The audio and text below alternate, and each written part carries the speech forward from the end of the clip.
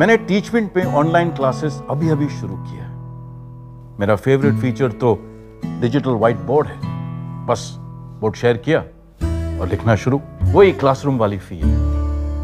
पहले थोड़ी प्रॉब्लम होती थी क्योंकि कुछ स्टूडेंट्स को फॉर्मूला अच्छे से दिखाई नहीं देते थे, लेकिन अब सब कुछ क्लियरली दिखाई देने लगा है। वो खुश तो मैं खुश। इसीलिए कहते हैं कि टीचमेंट पे टीचिंग आसान है। अभी डाउनलोड करें टीचमेंट, इंडिया का नंबर 1 टीचिंग ऐप। हेलो दोस्तों, कैसे हैं आप? आई होप आप बहुत अच्छे होंगे। दोस्तों, स्वागत है आपका मेरे इस चैनल फिर से। दोस्तों, मैं आज आपके सामने एक नई कहानी लेकर फिर से उपस्थित हुई हूँ। कहानी बिल्कुल सत्य है। जो मैं आज आपको कहानी सुनाने जा रही हूँ वह करना शहर की कहानी है। करना शहर में एक मंजू नाम की लेडीज अपने पति के साथ कल्पना चावला हॉस्पिटल में आती है डिलीवरी के लिए, क्योंकि उसका रेफर होता है इस हॉस्पिटल में। जब हॉस्पिटल में आती है तो डॉक्टर उसका चेकअप करते हैं। जब चेकअप करते हैं तो बोलते हैं कि जो इसकी डिलीवरी होगी नॉर्मली होगी, बिल्कुल सब कुछ सही है। लेकिन कुछ दिनों के बाद जब उसको एडमिट कर लिया जाए तो कुछ दिनों के बाद डॉक्टर बोलते हैं इसका ऑपरेशन होगा। तो घर वाले कहते हैं ठीक है, ऑपरेशन कर दो। फिर उसका ऑपरेशन किया जाता है। उसके 2 जुड़वा बच्चे पैदा होते हैं, एक बेटा और एक बेटी। जब मंजू ने 2 बच्चों को जन्म दिया, डॉक्टर ने तुरंत पूछा कि तुम्हारे तो 2 बच्चे हो गए और 3 पहले के हैं, इसमें से एक बच्चा मुझे दे दो। डॉक्टरनी का नाम सुनीता था। तो जो सुनीता डॉक्टरनी थी, मंजू ने मना कर दिया, नहीं मैं अपना बच्चा तुम्हें नहीं दूंगी। ये बात उसने अपने पति को भी बताई।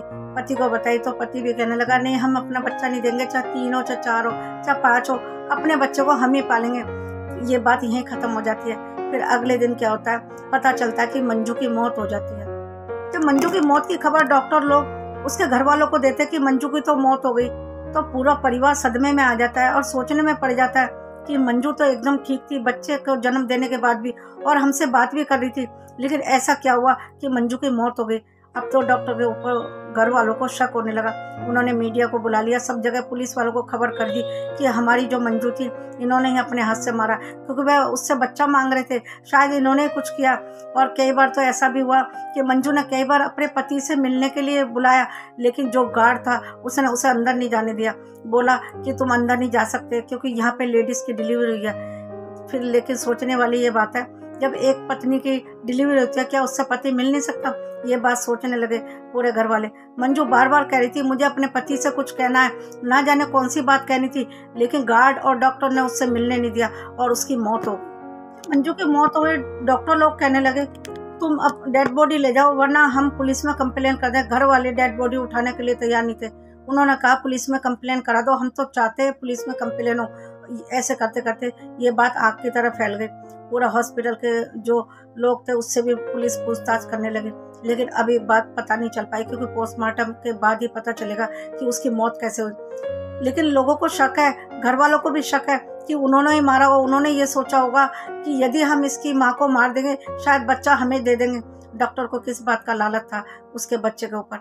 उन्होंने सोचा इनके पास 5 बच्चे हैं, एक बच्चा हमें दे देंगे, लेकिन ये कोई भी नहीं सोचता चाहे किसी के पास, किसी माँ बाप के पास 5 हो चाहे 10 हो, वह अपना बच्चा किसी को देने के लिए तैयार नहीं होते। लेकिन ये कैसे सोच लिया डॉक्टर ने कि उसके पास पहले से 3 बच्चे, उसमें से एक बच्चा वह उसको दे देगी।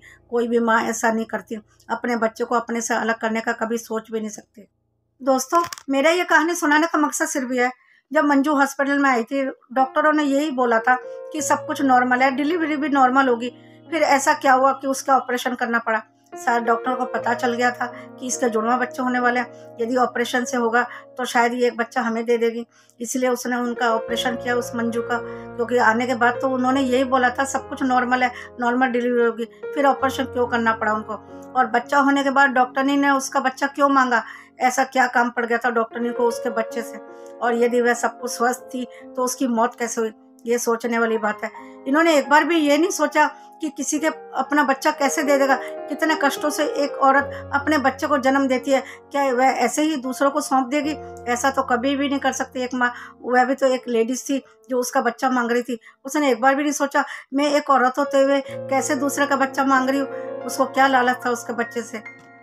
दोस्तों, मैं सबसे यही कहना चाहती हूँ, जो एक डॉक्टर होता है वह लोगों की जान बचाने के लिए होता है, और वह सोचता हर हाल में मैं पेशेंट की जान बचाऊंगा, क्योंकि उसका पहला कर्तव्य पेशेंट का जान बचाना ही होता है। और उन्होंने ऐसा कैसे सोच लिया, पहले तो नॉर्मल डिलीवरी, फिर ऑपरेशन, फिर बच्चा मांग लिया, फिर जान से ही मार दिया। घर वालों को तो पूरा यकीन है कि उन्होंने ही कुछ किया होगा, क्योंकि वह जो कुछ कहना चाहती थी अपने पति को, उन्होंने कहने क्यों नहीं दिया।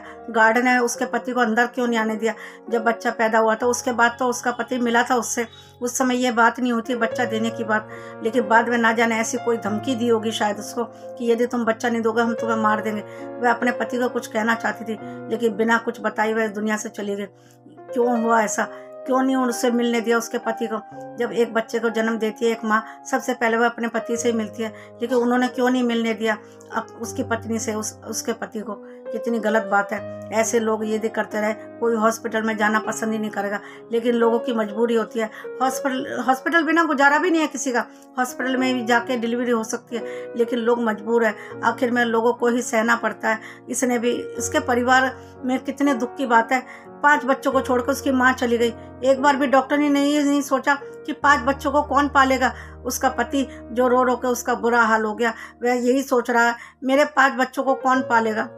अंजू के जो जुड़वा बच्चे थे उन्होंने तो अपनी माँ की शक्ल भी नहीं देखी, अभी उन्होंने सिर्फ दुनिया में आँख ही खोली है, और उससे पहले उसकी माँ उनको छोड़ के चली गई। अब कौन पालेगा 5 बच्चों को। सारे घर वाले के लिए बहुत दुख की बात है।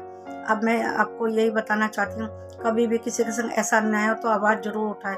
बस मैं अपनी कहानी यही समाप्त करती हूँ। यदि आपको मेरी ये कहानी पसंद आई तो एक लाइक और शेयर कर दीजिए।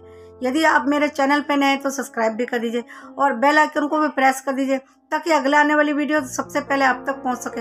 और कमेंट तो जरूर कीजिए, क्योंकि आपके कमेंट से मुझे बहुत मोटिवेशन मिलता है और मैं अगली वीडियो ला पाती हूँ। बस मैं अपनी वीडियो यहीं समाप्त करती हूँ। मिलती हूँ अगले वीडियो में एक नई कहानी लेके। तब तक के लिए नमस्कार। अपना और अपनों का बहुत ध्यान रखिए।